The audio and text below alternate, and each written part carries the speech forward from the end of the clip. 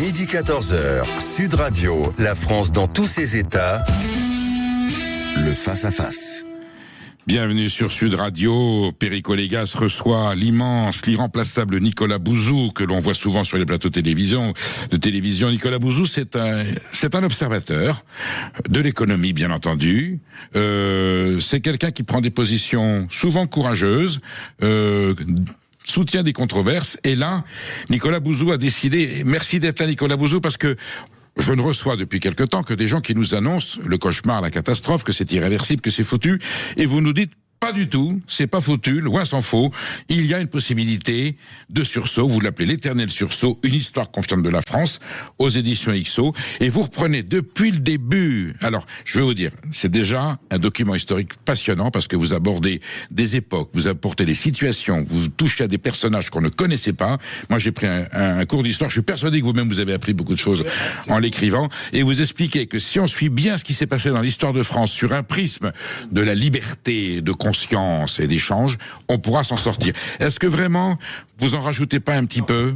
Vous êtes vraiment sûr que l'éternel sursaut, aujourd'hui, dans l'état où est la France, est envisageable ? Ah oui, j'en suis absolument convaincu. Et justement, ce que j'ai voulu faire, c'est une analyse historique qui montre que la France n'est pas un pays comme les autres, et que c'est un pays qui est plus conflictuel, ce qui explique sans doute d'ailleurs qu'il descende plus bas que les autres. Et là, évidemment, les exemples historiques sont extrêmement nombreux, mais c'est aussi un pays qui a une capacité de rebond qui est supérieure aux autres, parce que cette énergie, quand elle est canalisée vers le meilleur, elle donne des résultats qui sont absolument exceptionnels. Et d'ailleurs, cher Perico, je commence même avant la France, d'une certaine façon, oui, puisque je commence avec la Gaule. Oui. Et déjà, dans l'esprit gaulois, vous aviez cette idée d'une énergie alors, pardon pour les anachronismes, hein, mais vous serez indulgent, mais une espèce d'énergie entrepreneuriale avec un peuple qui était innovateur, qui exportait beaucoup dans le domaine des armes, dans le domaine des véhicules, c'est encore un anachronisme, c'était des chars. Dans le domaine de l'agroalimentaire, sujet dont vous êtes un éminent spécialiste, on était déjà excellent. Et c'est quelque chose qui s'est perpétué tout au long de notre histoire. Et ce que j'ai essayé de montrer, c'est que quand les Français sont libres, ils donnent le meilleur d'eux-mêmes. Et d'ailleurs, et c'est quelque chose que vous savez, l'étymologie de franc, on sait aujourd'hui que ça a à voir avec l'idée de la liberté. Mais ça veut dire donc en fait, c'est dans notre nom, c'est dans le nom de notre peuple. Nicolas Bouzou, franc vient de franc, qui veut dire libre en allemand. Le paradoxe, c'est que ce pays porte un nom allemand pour le définir en tant que nation. Oui, franc. ça, c'est la France. Et ensuite, on a utilisé le mot franc pour franchise, pour franc, franc-tireur. Voilà, ça veut dire on libre. Et les Francs-Saliens étaient des Germains, une tribu germanique, avec Clovis pour roi, qui étaient considérés par les autres comme ils se soumettaient pas. Ils étaient restés des Gaulois réfractaires. Je veux juste vous dire que mon maître et père spirituel Jean-François Kahn, dans un de ses ouvrages, Tout change parce que rien ne change, établissait que dans la sociologie actuelle de la France, il était resté au nom de cette créolisation dont parle Mélenchon, qui est une réalité. C'est des Celtes, et vous l'expliquez très bien, des Celtes, plus des Latins, plus des Germains, et c'est ce melting pot qui a fait l'identité française aujourd'hui, et que le côté gaulois est resté un peu dans notre façon de résister, de rouspéter, de pas être content. Ça nous a valu de la part du président de la République française le terme de Gaulois réfractaire. Eh ben on le revendique, et vous confirmez que c'est vrai. Alors on peut faire des bêtises, mais on peut aussi faire des grandes choses avec cet esprit gaulois. C'est ce qu'on fait, mais pour rester un instant, je pense que l'image qu'on se fait de nous-mêmes a été faussée par Astérix, en fait, qui alors c'est génial, bien évidemment, mais enfin, on est présenté quand même comme un c'est une caricature. C'est très caricatural. Génial, mais, une caricature géniale. Mais enfin, c'est pas exactement ça. Si vous voulez, le village gaulois qui se renferme sur lui-même, la Gaule, c'était pas ça, surtout à partir du moment, vous l'avez cité, où nous avons l'élément romain, le droit romain. Alors, je fais partie de ceux, je suis un wokiste à l'envers, je fais partie de ceux qui considèrent que la colonisation romaine est l'une des choses les plus extraordinaires qui sont arrivées à ce qui allait devenir la France, parce que l'énergie gauloise et le droit romain, je pense, vous voyez ce que je veux dire, que ça crée un précipité qui est absolument extraordinaire, et on est encore les dépositaires de ça. Et d'ailleurs, on le voit bien, vous qui êtes passionné aussi de géographie et qui voyagez beaucoup en France, cet élément romain dans toute la partie du sud, on le sent encore, on le voit encore. Je me permets de vous dire, Nicolas Bouzou, que j'ai rencontré une fois le président de la République, il ne l'était plus, François Hollande, Monde, qui voulait savoir pourquoi nous avions été un peu critiques à son endroit. Il me dit, qu'est-ce que vous me reprochez de plus? Je lui dis, votre découpage régional, pour faire plaisir à des caciques du Parti Socialiste, Ségolène Royal, Jean-Marc Ayrault, parce que la région centre avec l'Aquitaine. Et j'ai dit, vous avez, j'ai pas utilisé le terme violet, vous avez massacré le découpage des pagus que l'empereur Auguste, c'était les Romains qui avaient étudié, c'était des géographes hors pair. Ils avaient compris que la Gaule était un petit peu bordélique. Oui. Ils avaient découpé les territoires en fonction des réalités, des paramètres géologiques, climatiques, culturels. Le découpage de la France par les Romains, fallait pas y toucher. Ce sont nos anciens évêchés qui sont devenus des départements et les grandes régions historiques. Il fallait regrouper en 13 régions. Mais la façon dont ça a été fait pour plaire à des caciques par socialistes, c'est un viol de cet ordre romain qui avait été laissé. Et c'est ça qui a fait une des grandeurs de la France. Napoléon III l'ont dit, ce découpage territorial est essentiel. Et le néolibéralisme est venu le bouleverser parce qu'on a fait passer l'économie avant la politique. L'économie est essentielle, Nicolas Bouzou. Elle ne doit pas avoir le pas sur la politique. Mais je dis pas le contraire. Je pense d'ailleurs, moi je réfute le terme néolibéral. Ça a souvent été un débat entre nous. Moi je réfute le terme de néolibéralisme, en tout cas en ce qui me concerne, parce que vous avez raison, le néolibéralisme, c'est une espèce de perversion de l'idée libérale. C'est-à-dire que c'est l'idée selon laquelle l'économie et la finance surplombent l'idée d'une civilisation. Mais moi, l'idée que je me fais du libéralisme, qui est celle du libéralisme classique à la française, qui part de Tocqueville très schématiquement, mais Tocqueville étant lui-même l'héritier des Lumières, en réalité, c'est une idée qui est une idée civilisationnelle. C'est-à-dire que c'est d'abord le droit, c'est ensuite l'idée de l'autonomie de l'individu et donc de la responsabilité. Je suis responsable de mes actes, je suis responsable de ce que je vous dis, mon cher Perico, et l'inverse est vrai. Et c'est aussi l'idée de la liberté économique, mais qui est une idée parmi trois autres. Et c'est ça le libéralisme. Et ma conviction profonde, c'est que la France est faite pour ce libéralisme, en réalité, et que la France n'est jamais aussi grande que lorsqu'on libère les Français. Et je voudrais, et peut-être pourrons-nous nous entendre là-dessus, je sais qu'on s'entendra pas sur tout, mais peut-être pourrons-nous nous entendre sur le fait que si on libère les Français de la prison bureaucratique, réglementaire dans lesquelles ils sont enfermés, notre pays donnera le meilleur de lui-même et étonnera le monde. Alors, nous sommes totalement d'accord sur cette analyse. Les conclusions peuvent diverger. En fait, merci de me reconnaître. Vous me dites, je ne crois pas au néolibéralisme. Il est votre pire ennemi, il n'est pas le mien. Moi, je sais qu'il est... Oui, le libéralisme est une idée française. Vous dites, Adam Smith et Hume n'ont pas été... Eux, ils ont conçu le libéralisme à l'anglo-saxonne. Le libéralisme français, il a des valeurs. Alors, on va y revenir dans le... Il a des valeurs chrétiennes, il a des valeurs profondément... Mais même les Gaulois, quelque part, ils ont cette liberté d'entreprendre ce commerce par l'influence des Grecs. Vous dites bien le premier comptoir économique de la Gaule. Marseille, c'est fantastique. C'est le début de la France, Marseille. Voilà, les Grecs influencent les druides et on a ce sens de l'échange et quelque part de la libre entreprise. On ne sait pas ces termes-là à l'époque. Et on va les garder. Vous dites le pouvoir absolu, par contre, le pouvoir capétien est un pouvoir jacobin avant l'heure. Des normes, des règles, des taxes, les octrois. On ne peut pas transporter un produit d'une province à l'autre sans payer. Donc ça entrave le libre-échange et le commerce. Et la révolution qui vient avec abolir la monarchie, on se dit c'est l'ordre républicain. Oui, mais en même temps, avec la Déclaration des droits de l'homme, avec Mirabeau, avec Lafayette, avec l'abbé Grégoire, hormis la terreur, hélas, qui est un accident de parcours, elle instaure, elle aussi, une forme de libéralisme politique citoyen que Tocqueville confirmera, surtout dans son voyage aux États-Unis.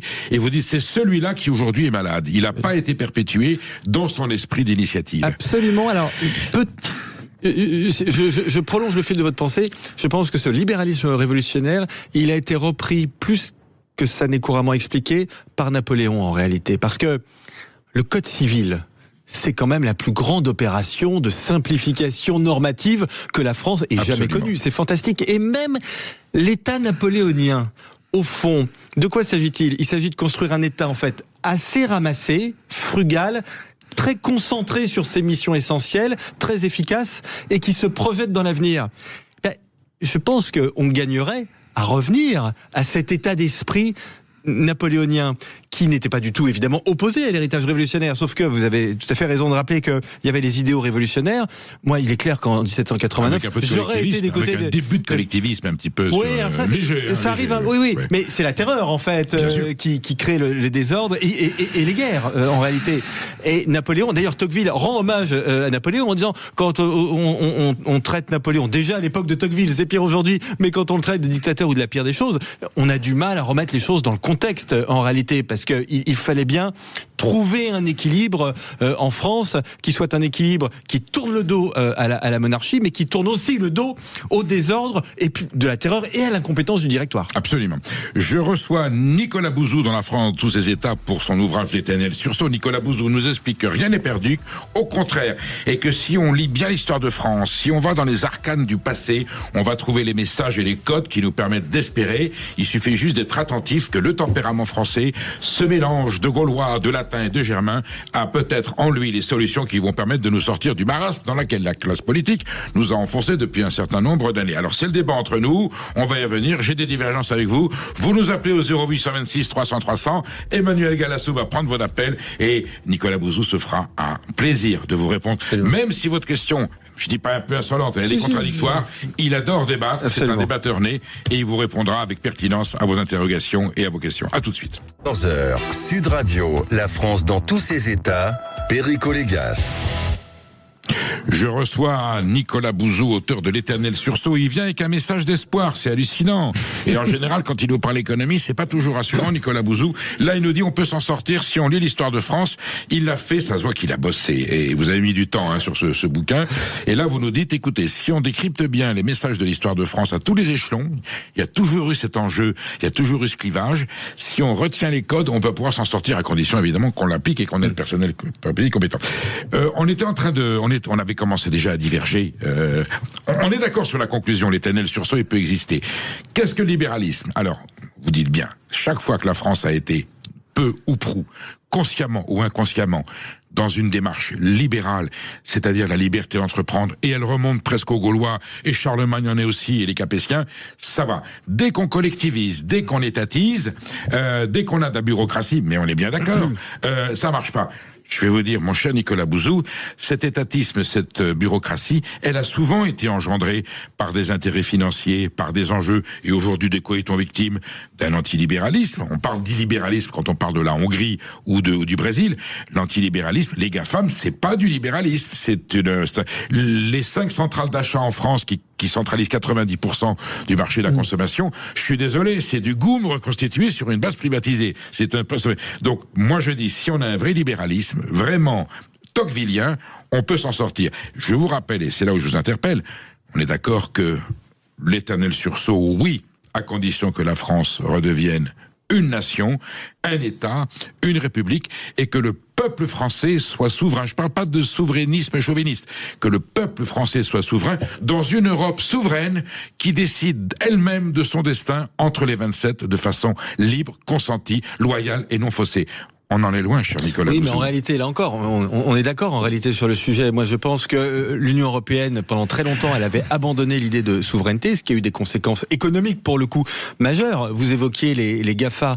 Aujourd'hui, quand vous regardez la part des logiciels, tout simplement informatiques, et des services informatiques qui sont achetés par les entreprises françaises, 80% sont américains. Donc c'est une dépendance à l'égard des États-Unis qui est absolument extraordinaire. Mais je crois que, justement, si on n'a pas été capable d'être à la hauteur de ce qu'ont fait les Américains sur ces secteurs de très haute technologie, le numérique, l'intelligence artificielle, la robotique, c'est justement parce que on n'est pas allé au bout de la logique de la liberté économique et que l'Union européenne, pendant très longtemps, s'est vue comme un marché à réglementer pour protéger le consommateur. Ce qu'on paye aujourd'hui en matière d'intelligence artificielle, c'est ça en fait. C'est le fait qu'on n'a jamais considéré que l'Europe était un continent qui devait laisser émerger de très grandes entreprises de ces secteurs. Et donc aujourd'hui, on est dépendant d'une poignée d'entreprises américaines. Donc je suis assez d'accord avec vous. Là où j'aurais peut-être je ne veux pas interpréter votre pensée, cher Perico, mais je pense que le problème aujourd'hui est plus en France qu'à Bruxelles. Ce que je veux dire par là, c'est que, tiens, un secteur que vous connaissez par cœur, l'agriculture. Oui. Quand on parle aux agriculteurs, les normes et la jungle normative dont il souffre, certes, elle vient éventuellement de Bruxelles, mais enfin, elle vient surtout de l'Assemblée nationale, qui se fait un plaisir de surtransposer avec passion absolument toutes les normes qui viennent de Bruxelles. J'en veux d'ailleurs pour preuve que la France, dans le domaine agricole, elle perd des parts de marché, non pas par rapport au Canada, mais par rapport à l'Allemagne, aux Pays-Bas, à l'Autriche, c'est-à-dire par rapport à des pays qui sont soumis aux mêmes normes bruxelloises. Il y a donc bien, vous voyez, un problème français, c'est pas simplement l'Europe. Et ça, Perico, c'est nous qui le décidons. Ces bêtises dans le domaine agricole, c'est les nôtres. Nicolas Bouzou, on va régler le problème en 2 minutes. Je vais vous poser une question très simple et je me fierai à votre réponse. Est-ce que, oui ou non, le Mercosur, tel qu'il est prévu maintenant, est un acte libéral? Non, vous voulez qu'on se fâche? Puisque ça, c'est un de nos grands débats en ce moment. Dites-moi si le Mercosur, tel qu'il est pensé par Madame Ursula von der Leyen, tel qu'il a été voté par le Parlement européen, quand il permet l'importation en Europe de produits dont la fabrication est interdite en Europe. Donc, est-ce que c'est libre, non faussé? Est-ce que c'est loyal? Est-ce que le Mercosur est un acte politique et économique libéral? Répondez-moi par oui ou par non. Avec, mon cher Perico, des quotas qui sont très bas. Et donc, je dirais... Vous voyez, vous commencez déjà... Non, mais attendez, mais c'est un acte de régulation, en réalité, le Mercosur. C'est un traité qui fait des milliers de pages. Et moi, je pense que en réalité... Ma position est très minoritaire et très impopulaire, mais que l'agriculture française pourrait gagner au Mercosur. Parce que je suis absolument persuadé... Alors, ça vaut pour les appellations d'origine contrôlée, évidemment, les fromages, les vins, etc. Mais je suis persuadé que nos productions, aujourd'hui, elles peuvent gagner face aux productions d'Amérique latine. Mon cher Perico, nous avions ce même débat sur le Canada il y a 20 ou 25 ans. Sur le CETA. Qui a gagné? Alors non, le problème c'est que la régulation a été faite. Je veux dire, les mesures qui ont été prises quand on a eu cette inquiétude, les États ont fait en sorte qu'il n'y ait pas de dérive. Et le Mercosur, le Mercosur s'appliquera avec les restrictions et les mesures de prudence consécutives à ce débat. Eh ben très bien. Voilà. Donc tout va bien. On n'est pas contre le libre-échange, on est contre une économie déloyale et faussée. Non, ça, je suis d'accord. Elle existe. Et elle a foutu notre agriculture en l'air. Voilà. Pourquoi est-ce qu'on n'a pas gardé la préférence communautaire au sein de l'Union européenne? Vous le dites dans votre bouquin. Oui. On travaillait ensemble. Pourquoi ouvrir des marchés à d'autres marchés qui ne respectent pas les règles, qui sont forcément moins chers par l'optimisation fiscale, le droit du travail qui n'existe pas et des salaires dérisoires? C'est pas ça le libéralisme. Moi je pense, Perico, que si on est fort chez nous, en réalité, on sera très fort, y compris vers des marchés qui n'appliquent pas les mêmes règles que nous, qui seront des marchés déloyaux. C'est pour ça que je dis qu'en réalité, le problème, c'est un problème qui est avant tout français. Allez, je vous donne un autre exemple. Beaucoup de gens se sont moqués de la ministre de l'Agriculture quand elle a expliqué qu'en France, c'était quasiment impossible d'étendre une ferme pour faire davantage d'œufs. Les œufs, c'est un produit qui est très demandé aujourd'hui. Oui. Mais elle a raison. Et ça, c'est notre problème à nous. Aujourd'hui, moi, les fermiers, vous les connaissez très bien, moi, les fermiers me le disent. Ils me disent aujourd'hui, quand on veut étendre une exploitation pour faire des œufs, et on parle pas d'exploitation de la taille de ce qui se fait en Ukraine, hein. Je veux dire, on est en France. Vous savez pourquoi, Nicolas Bouzou? Pas de panique. Parce qu'il y a une doctrine écologique, une idéologie, qui est certainement pavée de bonnes intentions, de préserver l'environnement. À un moment donné, c'est une entrave à l'activité agricole. Mais ça peut se réglementer et se régler. Voilà. Alors, là, on va être d'accord. Mais ça, c'est un problème qui est français. Oui, pour le coup. Oui, enfin, ça aurait très bien pu être une norme européenne. Vous avez autant de normes européennes. Ah non, vous avez des normes européennes. Vous exagérez là. Non, vous avez des normes. Une norme. Nicolas Bouzou, vous savez bien que vous avez des normes européennes au niveau agricole qui sont pas françaises, imposées par l'Europe et qui sont contraires du bon sens et de la logique. Je reviens sur le contenu de votre bouquin, c'est passionnant parce que vous avez fait allusion à Napoléon. Je vous pose une question. 2 instants forts qui sont aujourd'hui présents dans les enjeux économiques de la République et de l'histoire de France, le bonapartisme et surtout le colbertisme. Est-ce que vous convenez que le colbertisme, qui est une intervention de l'État pertinente et courageuse dans le fonctionnement de l'économie, et le bonapartisme, qui est une forme de centralisation du pouvoir, sont quand même compatibles avec le libéralisme que vous défendez? Alors, le bonapartisme, oui. Je pense qu'on ne peut pas faire à Bonaparte le procès de ne pas avoir voulu décentraliser, parce que la période ne s'y prêtait pas en réalité, et parce que, comme l'a très bien montré Tocqueville, la Révolution avait accentué la centralisation de l'ancien régime. Donc Bonaparte ne pouvait pas faire ça. D'une certaine façon, quand même, en créant les préfectures, il a quand même déconcentré, il a organisé l'État dans les territoires. Donc il y avait quand même quelque chose, si vous voulez, qui était de cet ordre-là. Donc je me suis découvert, honnêtement, en faisant ce livre, un peu bonapartiste, en réalité, plus que je ne le pensais. Sur Colbert, je sais que c'est votre passion, le colbertisme. C'est pas ça, c'est lui qui fait les prémices d'une économie française forte et pertinente. Vous pensez aux manufactures royales. Vous pensez aux manufactures royales. Louis XIV dépense tout le pognon dans les guerres. Et du coup, la Révolution vient d'un ultralibéralisme de Louis XIV qui dit moi je fais ce que je veux, libre et non faussé, alors que Colbert dit attention, il y a des enjeux économiques. Voilà. Mais le colbertisme aujourd'hui, les grands comme l'État de Gaulle s'en référait, le colbertisme. Alors attendez, je vous parle de Gaulle dans quelques instants. Mais sur le colbertisme, je pense qu'il y a une idée qui est très forte dans le colbertisme et qui est une idée forte pour aujourd'hui, c'est cette idée de se projeter dans l'avenir en réalité, c'est-à-dire de se dire au fond où est-ce que les Français sont les meilleurs et quels sont les secteurs qu'on peut aider pour véritablement faire la différence. Je ne suis pas hostile à cette idée, je suis libéral mais je ne suis pas dogmatique, donc je ne suis pas hostile à ça. Un peu de dirigisme cohérent, oui, ce que je veux dire. Un peu, oui. Qui respecte les libertés. Oui, c'est sûr qu'aujourd'hui, dans les secteurs dont je vous ai parlé, dans l'énergie, dans l'agriculture, dans l'intelligence artificielle, je ne suis pas hostile à ce qu'on fasse une sorte de colbertisme. Alors d'ailleurs, si on rentre un peu dans les détails quand même, de quoi s'agissait-il ? Non, parce que vous l'avez dit d'ailleurs tout à l'heure, la France était, à l'époque de l'Ancien Régime, un pays incroyablement bureaucratique. Monarchie absolue. Exactement. Et vous aviez les corporations, les octrois, les taxes. Et les corporations, et les corporations aussi, bien sûr. Et les corporations, voilà. Et le colbertisme, l'idée, c'était aussi, via les manufactures royales, non pas simplement de donner de l'argent à ces entreprises, mais de leur simplifier de la vie. C'est-à-dire qu'on faisait des espèces de chocs de simplification. Ces entreprises n'avaient plus à respecter, par exemple, toute la réglementation ou les normes liées aux corporations. Donc il y avait quand même cette idée aussi de simplification pour des secteurs ou pour des entreprises dont on pensait qu'elles allaient très bien réussir. Donc je ne suis pas hostile à cette idée. Sur le général de Gaulle, je pense qu'il était super libéral. Vous êtes bien sûr Sud Radio, Perico Légas reçoit Nicolas Bouzou. Vous avez vu, la conversation est passionnante, le temps passe vite et je suis persuadé, auditrices et auditeurs de Sud Radio, que vous avez des questions à poser à Nicolas Bouzou qui dit qu'il y a un éternel sursaut. Si on repense, si on consulte l'histoire de France, si on se met tous d'accord pour un bon fonctionnement, si on se libère des clivages, du poids de l'État, de la bureaucratie, on peut peut-être s'en sortir. La marge est étroite, mais en tout cas, lui, il l'a vu. Vous nous appelez au 0826 300 300. Emmanuel Galasso prend votre appel et Nicolas Bouzou va y répondre. Midi 14h, Sud Radio, la France dans tous ses états, Perico Légas. Je reçois Nicolas Bouzou, auteur de L'Éternel sursaut aux éditions XO, une histoire confiante de la France. Nicolas Bouzou, économiste pertinent et patenté, relie l'histoire de France pour nous expliquer que c'est pas foutu, qu'on va pouvoir s'en sortir. Attention, à condition que on soit vraiment libéraux et que ce soit un vrai libéralisme politique, culturel, social.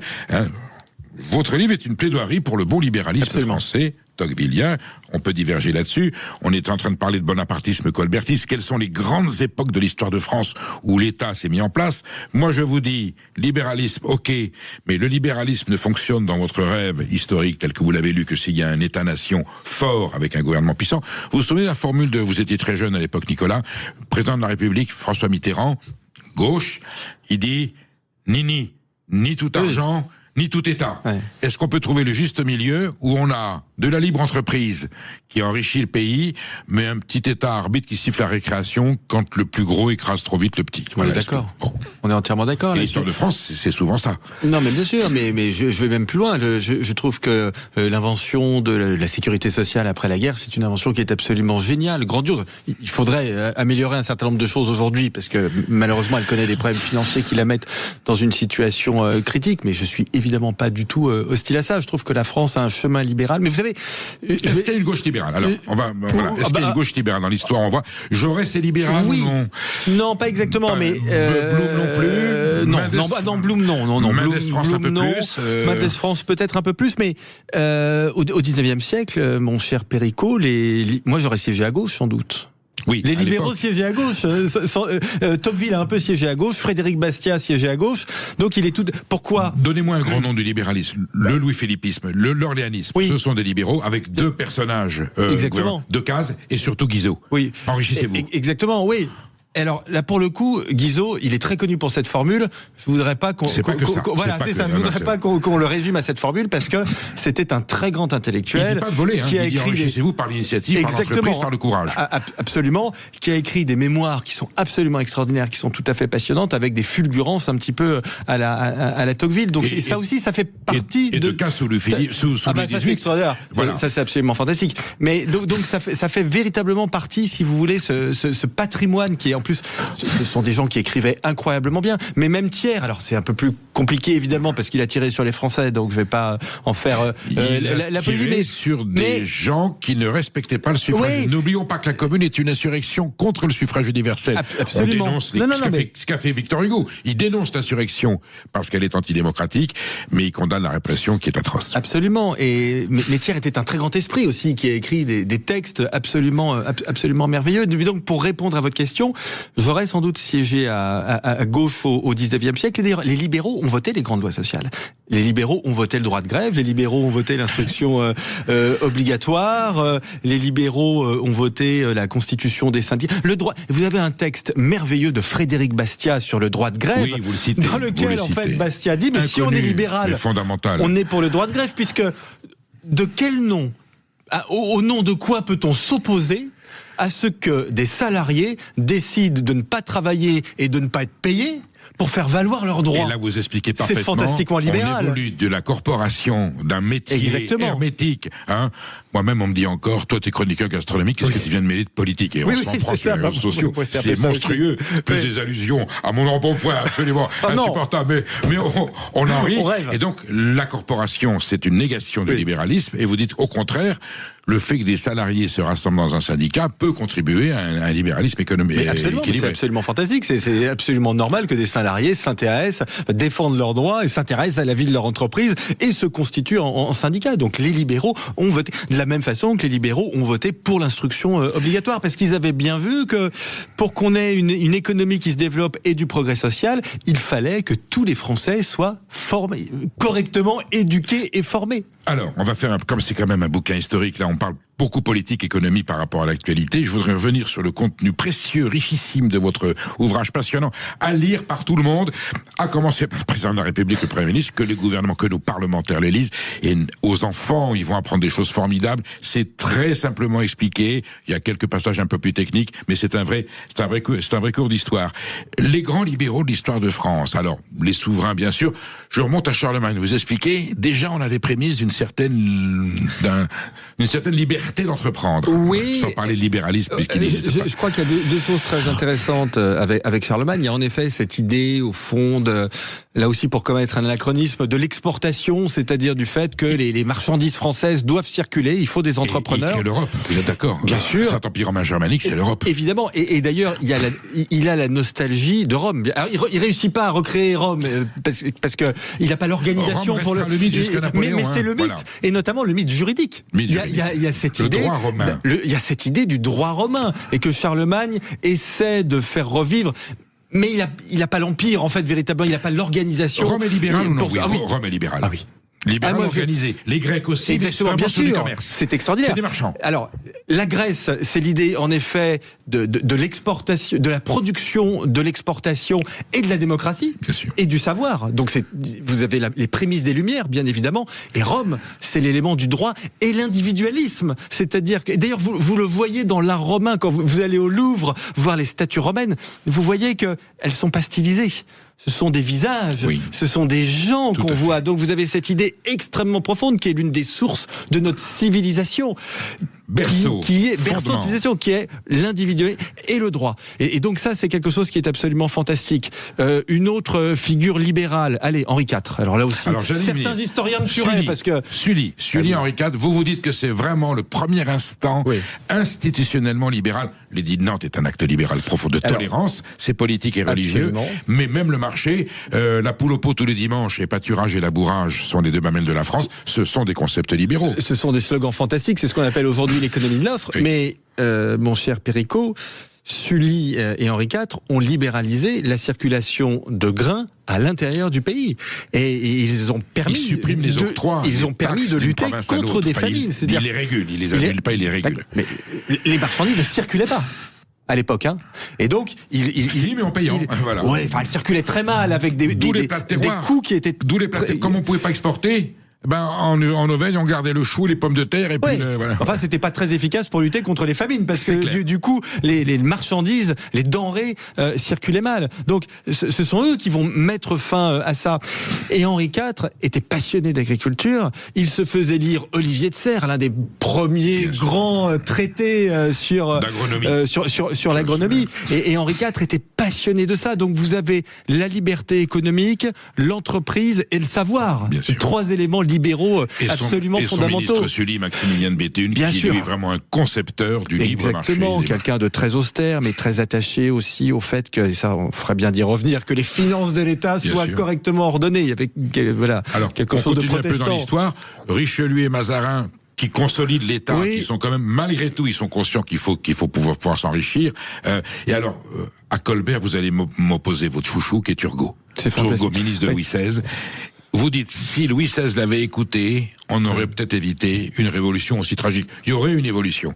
Mais Turgot avait mis le doigt sur ce que le Royaume de France devait vite prendre comme mesure fiscale, sociale, économique pour éviter la gabegie. Il y avait trois choses chez Turgot. Il a essayé de faire trois choses. Deux grandes réformes. Il a essayé de faire, en quelque sorte, la simplification fiscale.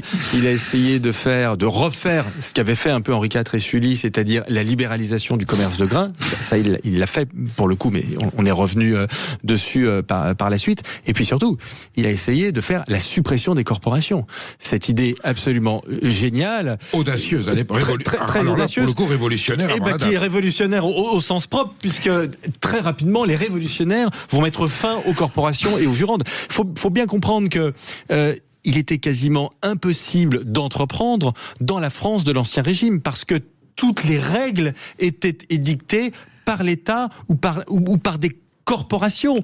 On peut parler de féodalité économique. Exactement. Et donc, c'était le plus grand frein au progrès que l'on puisse imaginer, alors même que beaucoup de Français avaient énormément envie d'entreprendre, parce qu'il y avait des progrès technologiques dans l'agriculture, parce on avait les prémices de la révolution industrielle, donc on commençait à avoir des progrès dans l'artisanat, dans l'industrie, mais on pouvait pas en France. Donc la France était coincée. Donc Turgot a essayé de mettre fin à ça. Ça a créé des désordres. Les contre-pouvoirs se sont réveillés, et donc Louis XVI lui a très vite. Le pauvre Necker, il essaie de faire bouger les lignes un petit peu. C'était pas l'audace de Turgot. Et là, on arrive à la Révolution. On arrive à la Révolution. Ce texte fondateur, la Déclaration des droits de l'homme. Les hommes naissent libres et égaux en droit, et surtout l'institution de la propriété privée, dans la Constitution. Des fondements de la liberté dans Exactement. la Constitution. Et ça, c'est très important aussi d'avoir ça en tête.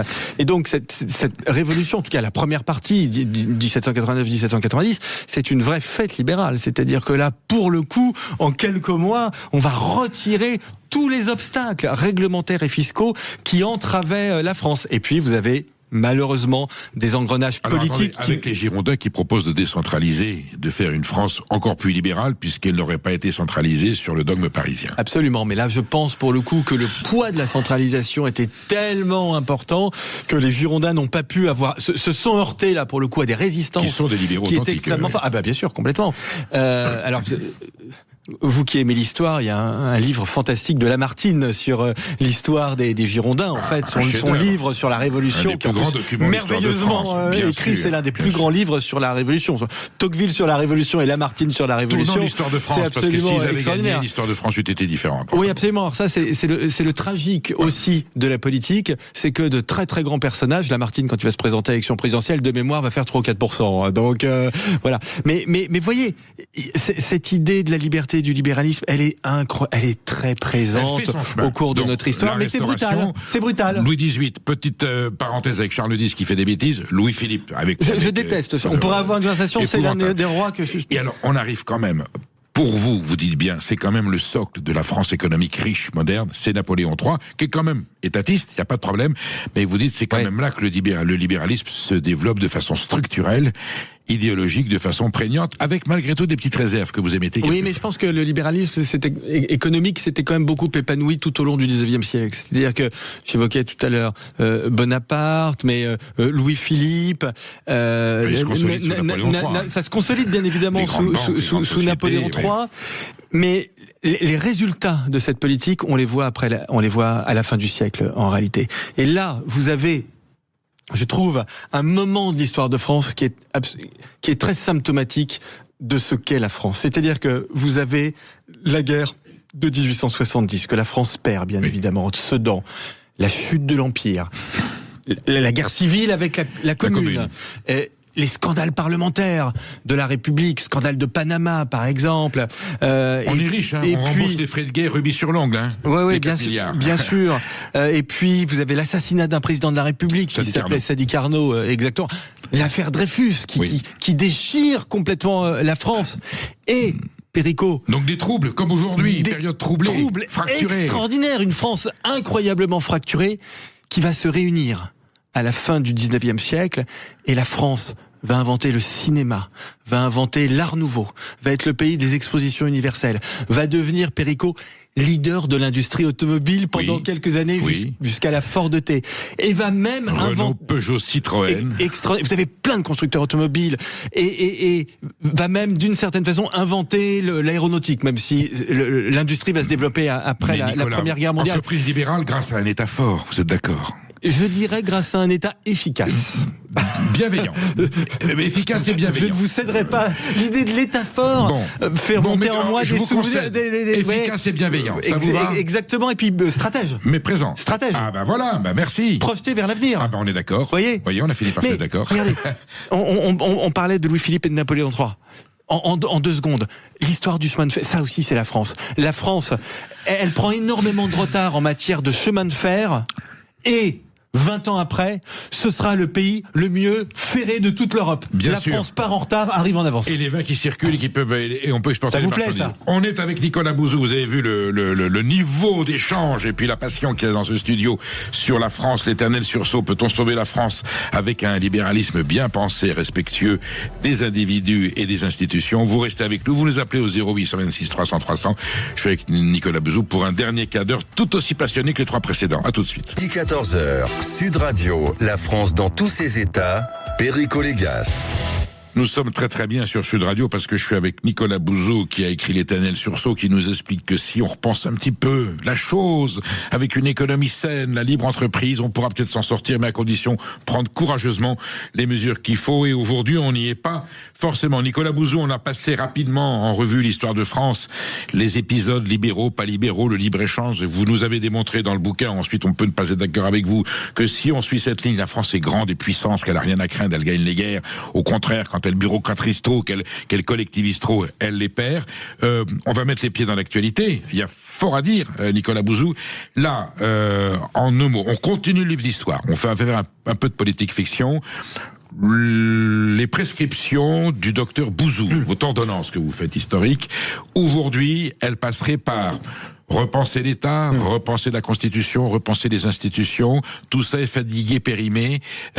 Comment libéraliser, dans le bon sens du terme, l'économie française telle que vous la voyez aujourd'hui ? En réalité, le paradoxe, je pense que l'effort à faire n'est pas si important que ça, en réalité, parce qu'on a une économie. Il y a une base économique qui est très forte, on a des entreprises partout, dans tous les secteurs. En fait, le moteur économique de la France est trop petit. Il existe, est-ce que le gaullisme mais il est trop petit. A posé les bonnes bases ? Fantastique, mais bien sûr, mais moi je suis un gaulliste. Quand vous lisez les mémoires d'espoir du général de Gaulle, et notamment ce qu'il dit sur l'économie, c'est le 3e chapitre des mémoires d'espoir, c'est absolument passionnant, parce que le général de Gaulle dit d'abord... Le général dit, moi on a toujours dit que l'économie m'intéressait pas, c'est faux, ça me passionnait, j'y consacrais comme président la moitié de mes journées, et je recevais les plus grands scientifiques du pays, les plus grands innovateurs du pays, parce que je considérais que le destin de la France, c'était toujours en avance. Ce qui n'a pas toujours été le cas de tous les présidents. Non mais c'est passionnant quand même formidable. Et il l'a prouvé. De se dire ça, et il l'a prouvé. Et en fait Pompidou, qu'on présente souvent comme le plus moderne, le plus innovant, en réalité c'est inscrit dans la lignée du général de Gaulle. C'est un banquier, donc il connaît les enjeux économiques. Bien sûr, mais c'est de Gaulle qui avait... Concorde, le TGV, l'Airbus, tout ça, c'est fantastique. Le nucléaire, c'est absolument fantastique. Nicolas, nous avons Jean-Pierre qui nous appelle de Toulouse. Voilà, les auditeurs sont sacrés. Bien sûr. Jean-Pierre, vous suivez le débat depuis le début ? Pas tout à fait, non. Bon, alors, mais est-ce que le sujet vous intéresse ? Voilà, est-ce qu'il y a un sursaut possible, un sursaut en France, si on repense un peu le pays ? Qu'est-ce que vous en pensez ? Oui, énormément. Maintenant, à mon avis, pour que l'économie intérieure, l'économie commerciale et industrielle fonctionne bien, il faut que tout le monde se sente concerné en un seul mot, bien sûr. À savoir les gens extérieurs à l'entreprise, c'est-à-dire les investisseurs. Oui. Ensuite, les gens intérieurs de l'entreprise, c'est-à-dire les ouvriers. Et enfin, les collectivités, à savoir la commune, la région et l'État. Ce qui fait que tout le monde se sent le cul entre deux chaises et se verrait obligé de faire attention à ce que tout d'abord l'entreprise gagne bien sa vie pour que eux, chacun d'eux, gagne bien la leur. Voilà. D'accord. Nicolas Bouzou, ce que dit Jean-Pierre propose une prise de conscience. Mais on roule ensemble. Il a tellement raison. Et on roule dans le même sens. Il a tellement raison. Jean-Pierre a évidemment raison de rappeler qu'on a besoin d'avoir des entreprises prospères qui gagnent leur vie correctement pour distribuer des salaires, pour investir, mais qu'on a aussi besoin d'avoir des projets communs. Et je parlais au début de notre entretien de cette énergie très particulière en France. Regardez ce qui s'est passé avec Notre-Dame. Notre-Dame, c'est l'exemple parfait. Notre-Dame, il y a eu du laisser-aller, il y a eu cet incendie, etc. C'est le mauvais côté de la France. Coup dur. Coup dur. Le Parlement vote une loi de simplification pour faire en sorte que tout ce qui nous empêche d'avancer, etc., là, ça s'applique pas. On va vite, on trouve de l'argent privé. Ce sont des privés qui ont financé la reconstruction de Notre-Dame. Et on a un projet commun, grandiose, on veut reconstruire Notre-Dame parce que tous les Français, ils sont incroyablement attachés. Même ceux qui pensaient pas à Notre-Dame tous les jours ont découvert que, vous voyez, il y avait quelque chose de viscéral. Et nous avons étonné le monde en refaisant Notre-Dame en 5 ans. Oui, c'est un symbole de solution. Mais on peut le faire. Complètement. J'espère qu'il va se passer la même chose avec le Louvre au passage, parce qu'on a un peu le même phénomène. Et donc, je pense que, en fait, la situation de la France, c'est pas si compliqué à résoudre. Il faut faire un peu ce que le général de Gaulle a fait en 58. Il faut remettre de l'ordre dans les finances publiques. Il a pu dévaluer. Alors, vous avez raison. Je vous donne le point. Non, mais son économiste ça, on peut pas. Il dit, voilà. Là, vous avez raison. On peut pas. Bon. Mais il a fait venir Pinay pour remettre de l'ordre dans les finances publiques. Grosso modo, c'est ce qu'il faudrait faire aujourd'hui, diminuer les dépenses courantes de l'État, peut-être. Donc il crée une monnaie. Il incarne une forme de confiance, Pinay. Et le général de Gaulle fait appel à Jacques Rueff, grand libéral devant l'Éternel, pour lui demander un rapport sur ce qu'il faut faire pour libérer les Français, libérer la croissance, libérer l'imagination économique des Français. Rueff lui remet un rapport assez ramassé, une 40aine de pages. De Gaulle trouve ça formidable. Il dit au gouvernement, appliquez tout. La France, dont les parlementaires avaient filé la République à Pétain, va connaître la deuxième partie des 30 Glorieuses est la plus brillante de tout l'Occident. Alors, le plan Marshall a un petit peu aidé les 30 Glorieuses, vous êtes d'accord? Ouais, voilà, avant 58, mais ça n'a pas empêché le FMI d'être à l'emporte en 58. Il reste 3 minutes et demie. On va aller carrément sur le vif du sujet. Quelle Europe, quel euro? Vous êtes européen, vous êtes européiste. Quelle Europe? Est-ce que celle-là, vous reconnaissez qu'il y a des petites failles? Oui, absolument, absolument. Je considère que l'Europe a été une machine à produire de la norme et de la bureaucratie ces dernières années, et que c'est à ça qu'il faut mettre fin. Mais je pense que c'est parfaitement possible dans le cadre européen. Nos amis britanniques sont sortis de l'Union européenne, ils ont toujours autant de bureaucratie aujourd'hui qu'avant. À l'inverse, je pense que l'Union européenne, il faut pas l'oublier, ce sont les États en réalité qui... Et donc, c'est bien aux États de donner l'impulsion pour une débureaucratisation de l'Union européenne. Mais une commission qui a quand même beaucoup de leviers, vous êtes d'accord? Oui, la commission, elle a des leviers, mais enfin, ce sont quand même les États qui déterminent, et le Parlement. Et le Parlement. Les parlementaires, mon cher Perico, ils sont élus par les Européens. Tout à fait. Non mais on en est bien d'accord. Les Alors, gouvernements... Est-ce qu'on le sait vraiment? Est-ce que c'est appliqué?